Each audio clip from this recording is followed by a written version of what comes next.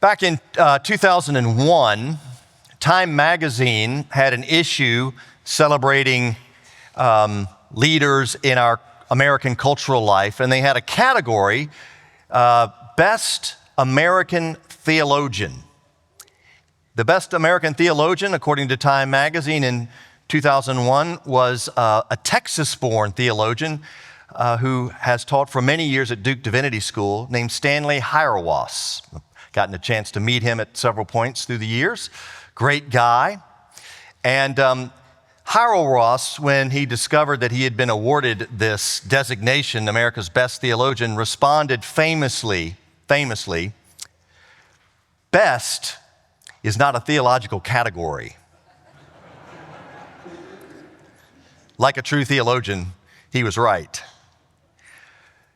We continue in this middle section of Mark's gospel. Jesus is on his journey from Galilee leading to Jerusalem. He's got his disciples with him. In today's lesson, two who are kind of even among the 12 in the inner circle, James and John, pull Jesus away and they say, hey, Jesus, we would like you to do something for us. We'd like you to do whatever we ask of you. And I imagine Jesus is like, oh boy, all right, here we go again. Ask away. And they said, yeah, we would like one of us to sit at your right hand and one at your left when you come into you. We would like to have choice seats, high honor in your kingdom. You can imagine people even today who are close to the two presidential candidates hoping that if their candidate gets elected, he'll be Secretary of State or Secretary of Defense. It's like that. This is in the Gospel of Mark, an embarrassing moment. It's kind of a cringe moment. Jesus says, you don't have any idea what you're asking. To enter into my glory, what's going to happen to me? Are you able to drink the cup from which I drink? This is, first of all, a reference to a passage in Jeremiah chapter 25 where the Lord speaks to the prophet Jeremiah about a cup of wrath, a judgment upon all the nations for their unfaithfulness. And of course, when Jesus uses this metaphor, he is foreshadowing his cross where he himself would drink that cup on behalf of all people. We are in this section, as you've no doubt heard over recent weeks, where not once, not twice, but 3 times Jesus is crystal clear with his followers that what it means to follow him is to walk to Jerusalem where he is going to be arrested, convicted, and crucified. And on the 3rd day, rise again. And James and John ask their question immediately after hearing that for the 3rd time. What they are worried about is what's going to be best for us. What can we get out of this relationship with you, Jesus? Again, we don't know whether to laugh or cry. And Jesus says the Son of Man came not to be served, but to serve. Not to get, but to give. And this, until we get to the cross itself, is the climax of Mark's gospel. Everything that has happened leads to that line, to this point in chapter 10. The Son of Man came not to be served, but to serve. Not to get, but to give his very life. And so, I guess the way I've been talking about it, you might think, well, these disciples are just pathetic dunces. And Mark is particularly hard on him, I might add. But I don't think that's quite fair. These are not bad guys. These are good guys. They want to be with Jesus. They have given up a lot to follow Jesus. They don't quit. They hang in there. They just don't get it yet. I know you've heard this many times, but it was the famous 17th century French philosopher Pascal who once said, there is a hole in each of us that only God can fill. And I think the disciples, like each one of us here, we do know we have a hole. We're aware of that hole. And what will fill it? Because often what we try to fill it, in fact, almost always what we initially try to fill it with is something other than God.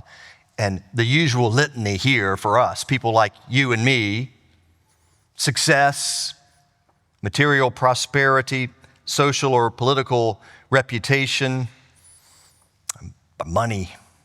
And very often, especially when we have kids around, I've seen this over and over again, sort of the whole will be filled by the life that my children will lead. And so we can come to idolize their successes as well. And so what needs to happen for the disciples, and perhaps for me and for you too, is that the vision of what will fill this hole needs to be converted. We need a new vision. And so only after these disciples, including James and John, see Jesus crucified, then experience on the other side of his self-offering, his crucifixion, his risen body, is that vision converted. And if you know the rest of the story, these disciples are entirely different people. It's not just that their vision is converted, their whole lives are converted. They're changed from an orientation of wanting to get to giving. One of not just what can Jesus give to me, but how will my life be a reflection of giving all for him? Gratitude. My experience is that those people who are most thankful for Jesus are the most joyful, generous, and by the way, fun to be around people on earth. So I want to talk about giving today. We kick off our annual stewardship campaign. The theme for this year is grounded in gratitude. Several months ago, parish leadership decided that it would be a very good time in our sort of history to once again have somebody from the outside come and help us evaluate our generosity culture here, how we're doing. Part of that analysis with the consultant was a survey that was sent out to the congregation, and many of you thankfully responded to it. One of the learnings from your responses was that you don't hear sermons and teachings very often on stewardship. That's on me. Thank you for the feedback. So we're going to begin to change that today. So listen, please don't hear that intended humorous comment as in any way not expressing gratitude for your incredible generosity to this church over many years, and especially over very recent years where we've seen our annual giving increase each year. And really by necessity, I might add, because we're a growing church and we have many practical needs that our financial generosity helps us to meet.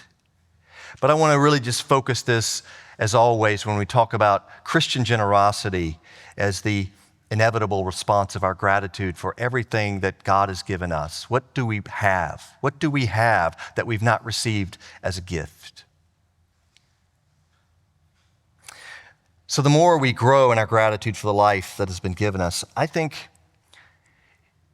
the more generous we become because we just become freed. Our hands kind of unclench and we relinquish, and we want to. I want to just give you a personal testimony. I think this is important to do maybe once a year from this place, but Susie and I, we've been tithing for more than 30 years of marriage. And I can't imagine what our lives would be like if we didn't have the privilege of this calling to be with fellow Christians in the Episcopal Church down through those years. I think I speak for her. I know I speak for myself. There's not been one time in those years where we have thought, if we could add up all that giving to the church over those 30 years and then put it in a mutual fund, just think of what we'd have now. Now, I have thought about that in relationship to other things that I've spent money on, but not at all. So we're so grateful to be on this journey, again, following Jesus with just beautiful, great, thankful people down through the years, and never more so than right now here at SJD. We're so thankful that in the midst of fractious times out there, we are part of a family where again and again and again we remember our true identity. And you should feel the same.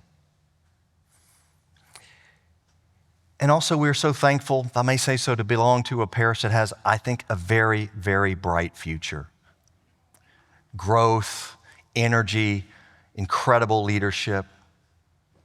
This vision is not an imposition from above down into the congregation. I think it arises from below and comes up that we all want to belong to a Christian family such as we have here, where more and more of us are gathering together. There are more and different people coming to know Jesus. And through our shared life together, each one of us is growing in that relationship. A part of growing in that relationship with Jesus is that we have this irresistible desire to share the love of Jesus with our neighbors going forth into the city. Could not be more grateful. And I want to be a part of that. I want to give to that, whatever I can give to that. And of course, we appreciate, Jesus is actually kind of referencing the Greco-Roman patronage system here in the text. We don't have time to get into that. Kind of a feudal system where those at the top provided goods and services for those at the bottom, as long as those at the bottom paid their taxes and were loyal to them. That's not the system in Christian community, although we'll take it that way, but what we really are talking about is not patronage, but again, family. And when you belong to family, a loving family, you do anything for the family. It's not this is mine and that is yours. We're all in. We're all in together. So Jesus is continually, again and again, leading his disciples to where he is going. And then once they see and receive what he is going to offer, the very best, their lives are shaped by undying gratitude. More and more, their lives are determined by self-giving than self-getting.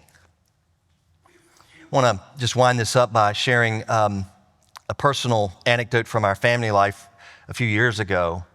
Suzelie's very best friend from childhood named Sally from Charleston, South Carolina.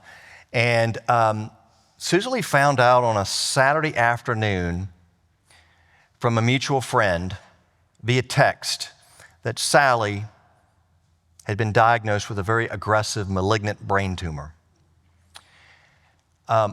Incredible worry, shock, efforts to reach Sally, unsuccessful, but confirmation from other friends, phone call to Suzelie's mom. Yes, I've heard this news as well. Tears, prayers, go to bed, wake up Sunday morning. Suzelie's able to reach Sally on the phone, and Sally goes, "That is so weird. I have no idea where that rumor started. I'm fine." It is a weird story, but jubilation and gratitude, joy. Sally is alive. It's going to be okay. And I just kind of offhandedly said to Suzelie, I said, "Wouldn't it be great if you were this thankful for Sally all the time, instead of just now getting this great news about her?" And I think that's what happens when we gather as the family of God on Sunday mornings. We're here together this Sunday morning, and the church is not dying. Jesus is not dead. And wouldn't it be great if more and more and more that truth, that reality gave shapes to lives like ours, where hands were not clenched but open and hearts were more and more filled with joy because the very essence of our living was shaped by gratitude. Gratitude for the very best, the best thing that has ever happened to the world, the best thing that's ever happened to you and to me. And so I invite you this morning, as you consider your financial giving to this church for the year 2025, you reflect on and act out of your gratitude for God and Jesus Christ. Amen.